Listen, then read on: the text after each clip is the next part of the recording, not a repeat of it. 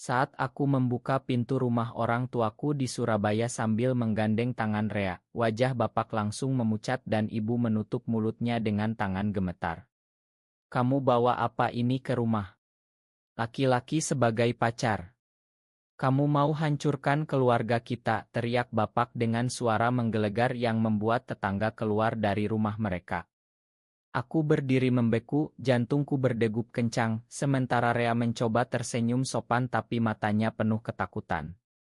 Malam itu, makan malam yang seharusnya penuh tawa berubah menjadi pertengkaran hebat. Bapak memukul meja hingga piring-piring bergoyang, ibu menangis sambil berdoa, dan adikku hanya diam menatap lantai. Kamu sudah gila, Andi. Ini dosa besar, kata bapak lagi sambil menunjuk wajahku. Aku mencoba menjelaskan bahwa Rea bukan sekadar teman, bahwa kami saling mencintai selama 3 tahun di Jakarta, tapi setiap kata yang keluar hanya membuat amarah beliau semakin membara. Rea menarik tanganku pelan, kita pulang saja, Andi. Nanti kita bicara lagi. Tapi aku tak mau lari. Aku ingin keluargaku mengerti, ingin mereka melihat bahwa aku tetap anak mereka meski mencintai seorang pria. Malam itu kami diusir dengan kata-kata kasar yang masih terngiang di telingaku. Perjalanan pulang ke Jakarta terasa panjang dan sunyi. Rea memegang tanganku di dalam mobil, kita akan baik-baik saja, sayang. Ini baru awal. Aku mengangguk, tapi di dalam hati aku bertanya-tanya, apakah aku sanggup menghadapi dunia yang begitu kejam terhadap orang seperti kami. Keesokan harinya di kantor, berita sudah menyebar. Rekan kerja menatapku aneh, beberapa berbisik-bisik. Bos memanggilku ke ruangan, Andi, kamu tahu budaya kita seperti apa. Jaga sikapmu di tempat kerja. Aku pulang dengan hati hancur, duduk di sofa apartemen kecil kami sambil memeluk Rea.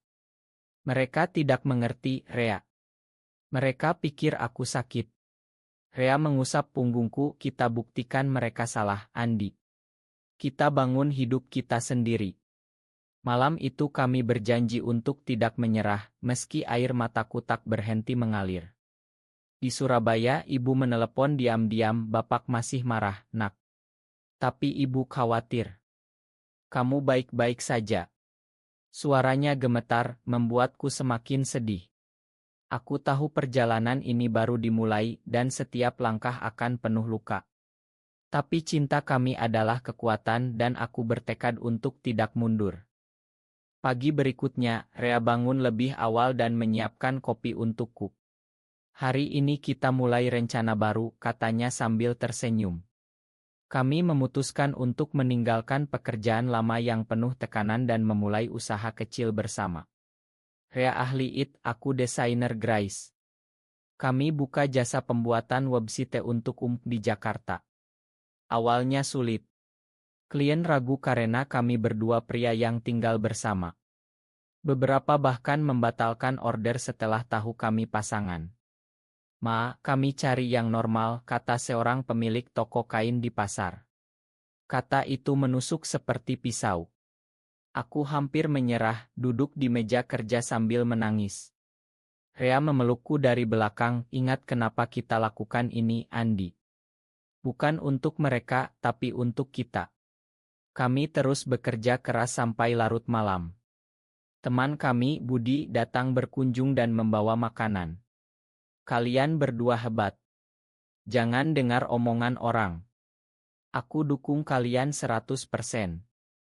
Dukungan Budi membuat kami kuat. Suatu hari, kami dapat proyek besar dari KAI kecil di Kemang.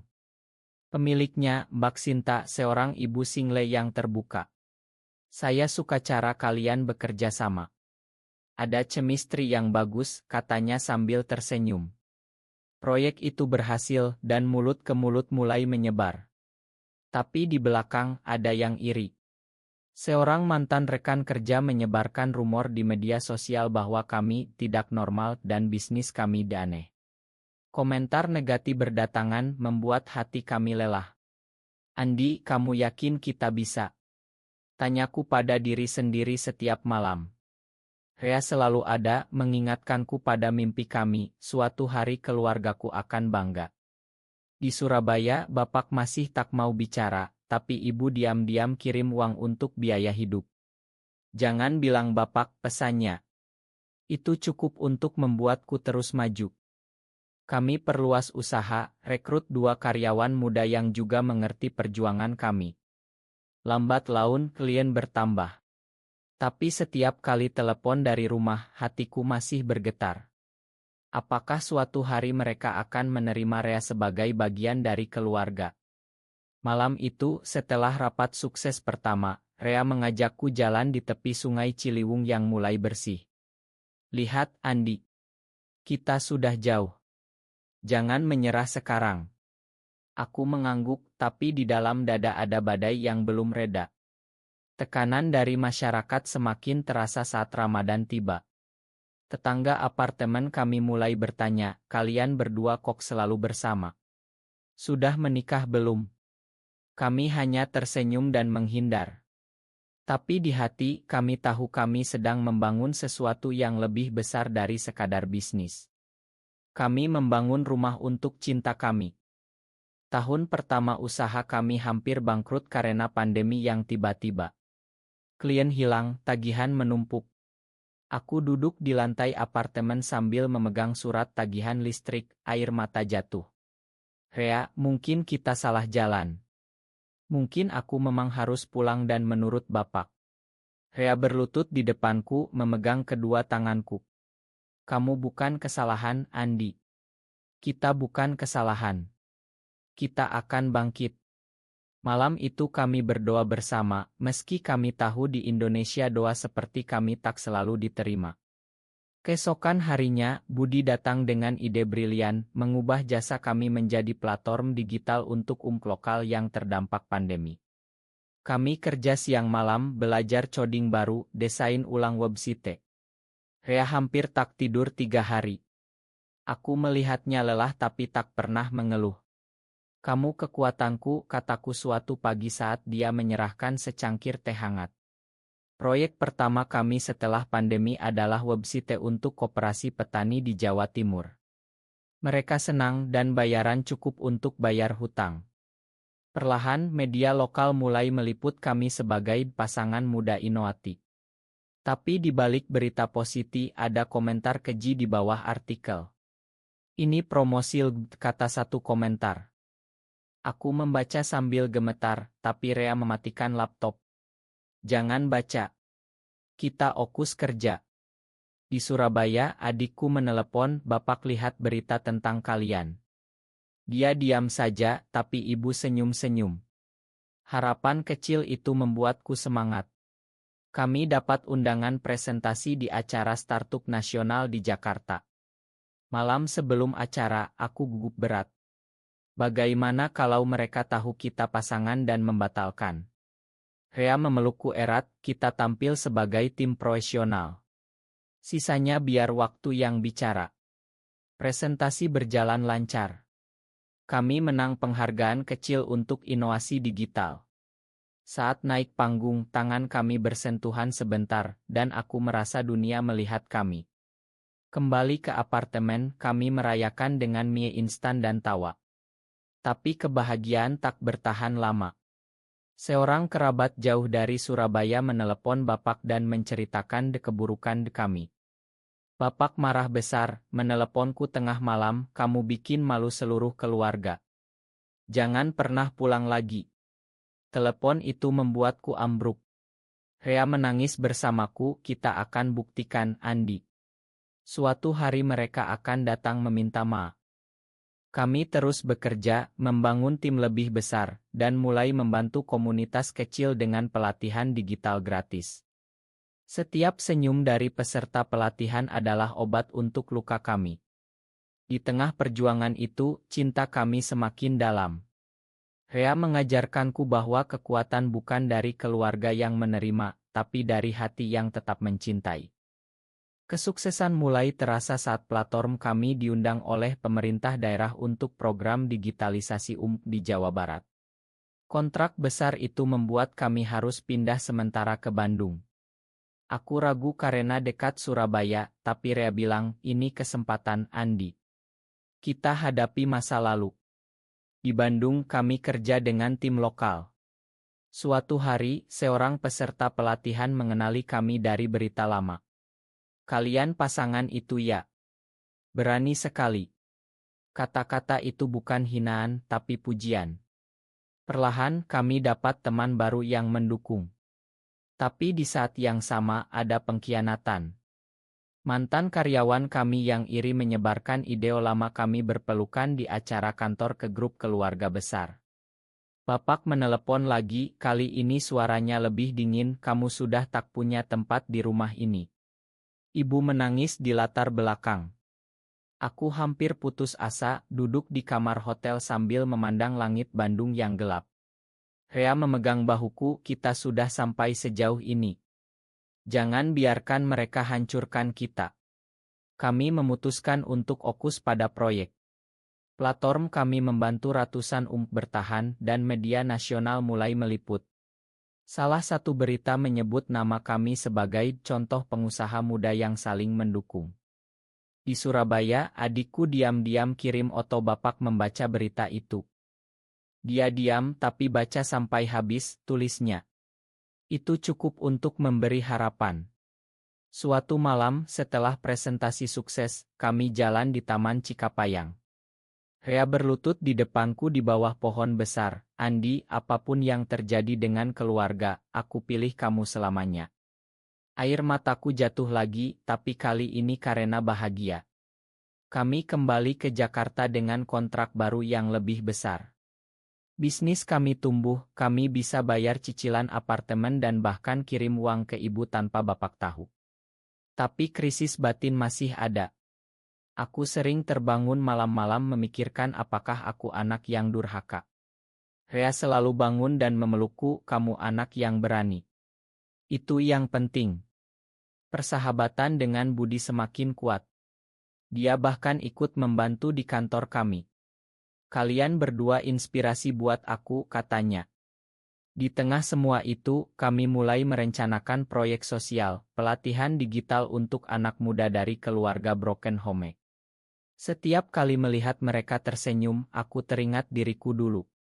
Perjalanan ini mengajarkanku bahwa luka keluarga bisa sembuh, tapi butuh waktu dan bukti. Tahun ketiga, prestasi kami mencapai puncak. Platform kami menang penghargaan nasional dari Kementerian Acara di Jakarta Chonention Center, kami naik panggung berdua. Saat tangan kami bersentuhan di depan kamera, aku melihat bapak dan ibu di layar besar yang menyiarkan langsung. Mereka duduk di ruang tamu Surabaya, wajah bapak tak lagi marah, tapi terkejut. Malam itu, telepon dari ibu, bapak bangga, nak. Dia cuma tak tahu cara bilangnya. Kata-kata itu seperti obat penawar. Tapi perubahan tak datang seketika. Beberapa minggu kemudian, adikku menelepon panik. Bapak sakit, Andi. Rumah sakit. Dia tanya kamu. Kami langsung terbang ke Surabaya. Di rumah sakit, bapak terbaring lemah. Saat melihat kami berdua masuk, matanya berkaca-kaca. Makan bapak, Andi. Prestasi kalian bapak lihat semuanya. Kamu bukan anak durhaka. Kamu anak hebat. Air mata bapak jatuh, dan untuk pertama kali, beliau memeluk Rea. Terima kasih sudah jaga anakku. Ibu menangis bahagia. Malam itu, di rumah lama, kami duduk bersama makan malam. Bapak bertanya tentang bisnis kami, tentang mimpi kami. Rea menjelaskan dengan sabar. Aku melihat perubahan besar di mata beliau. Dulu bapak takut kalian menderita. Sekarang bapak lihat kalian kuat. Kata-kata itu menyembuhkan luka bertahun-tahun. Kami tinggal seminggu di Surabaya, membantu bapak pulih. Tetangga yang dulu bergosip sekarang datang memberi ucapan selamat. Kalian bikin bangga kampung ini, kata salah seorang. Saat kami pulang ke Jakarta, hati kami ringan. Bisnis terus berkembang, kami buka cabang baru. Tapi yang paling berharga adalah penerimaan keluarga. Ibu sering ideocal, tanya kabar Rea. Bapak bahkan kirim foto dirinya memakai kaos bertuliskan Proud Omi Sons. Kami tertawa melihatnya. Di tengah kesuksesan, kami ingat perjalanan panjang yang penuh air mata. Setiap penghargaan, setiap klien baru, adalah bukti bahwa cinta kami layak diperjuangkan. Sekarang, 3 tahun setelah malam pengusiran itu, kami berdiri di pantai Kuta Bali saat matahari terbenam. Rea memelukku dari belakang, angin laut meniup rambut kami. Kita berhasil, Andi. Aku tersenyum, mengingat semua perjuangan, semua doa, semua air mata. Keluarga kami sekarang datang berkunjung ke Jakarta setiap bulan. Bapak bahkan membantu mempromosikan platform kami ke teman-temannya di Surabaya. Adikku kuliah di Jakarta dan sering menginap di apartemen kami. Masyarakat masih ada yang tak setuju, tapi kami tak peduli lagi. Kami punya satu sama lain, punya keluarga yang menerima, punya bisnis yang membantu banyak orang. Malam itu di Bali, kami berjalan kaki di pasir sambil bergandengan tangan. Terima kasih sudah tak pernah menyerah, kataku pada Rea. Dia mencium keningku lembut, kita saling menyelamatkan. Kembali ke Jakarta, hidup kami penuh warna. Kami tetap rendah hati, terus membantu komunitas muda yang mengalami hal serupa. Setiap cerita yang kami dengar mengingatkan kami pada diri sendiri dulu. Dan di rumah, foto keluarga besar kami kini terpajang di dinding, termasuk Rea di tengah-tengah. Perjalanan ini mengajarkanku bahwa identitas bukanlah pilihan, tapi keberanian untuk hidup dengan jujur. Cinta tak selalu mudah, tapi selalu layak diperjuangkan. Saat aku melihat Rea tertawa di dapur apartemen kami, aku tahu bahwa segalanya berubah karena kami memilih untuk tetap bersama. Keluarga kami kini utuh, bukan karena kami berubah, tapi karena mereka belajar menerima. Apakah kesuksesan selalu bisa mengubah prasangka keluarga terhadap cinta sesama jenis? Benar atau salah?